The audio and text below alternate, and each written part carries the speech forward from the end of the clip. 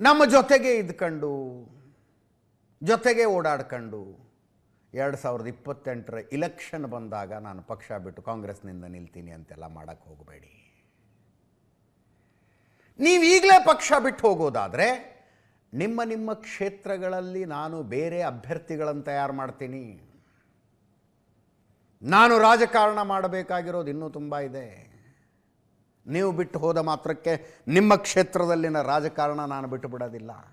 ಬೇರೆ ಅಭ್ಯರ್ಥಿಗಳನ್ನು ತಯಾರು ಮಾಡಬೇಕು. ನಂಬಿಕೆ ದ್ರೋಹ ಆಗಿದೆ ನನಗೆ. ವರ್ಬ್ಯಾಟಿಮ್ ಹೇಳ್ಬಿಡ್ತೀನಿ ಅವ್ರು ಹೇಳಿದ್ದನ್ನು. ನಿಮ್ಮನ್ನು ನಾನು ನಂಬಿದ್ದಕ್ಕೆ ನನಗೆ ನಂಬಿಕೆ ದ್ರೋಹ ಆಗಿದೆ.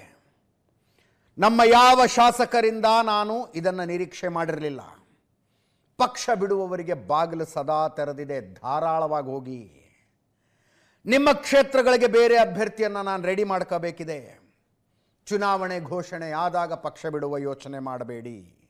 ನನಗೆ ತೊಂದರೆ ಕೊಡಬೇಡಿ. ಪಕ್ಷ ಕಟ್ಟೋದು ನನಗೆ ಗೊತ್ತಿದೆ. JDS ನಾಯಕರನ್ನು ಹುಟ್ಟು ಹಾಕುವ ಕಾರ್ಖಾನೆ ಇದ್ದ ಹಾಗೆ. ನಿಮಗೆ ನನ್ನ ಋಣ ನೆನಪಿರಬೇಕಿತ್ತು. ನಿಮ್ಮ ಕಷ್ಟಕ್ಕೆ ಸ್ಪಂದಿಸಿದ್ದೀನಿ. DK ಶಿವಕುಮಾರ್ ಕಡೆಯಿಂದ ನಿಮಗೇನಾದರೂ ಸಿಕ್ಕರೆ ಪಡ್ಕೊಂಡು ಹೋಗಿ. ಹೋಗೋದಕ್ಕೆ ತಡ ಮಾಡಬೇಡಿ. ಈಗಲೇ ಹೊರಡಿ. ಬೇಜಾರು ಮಾಡಬೇಡಿ ನನಗೆ.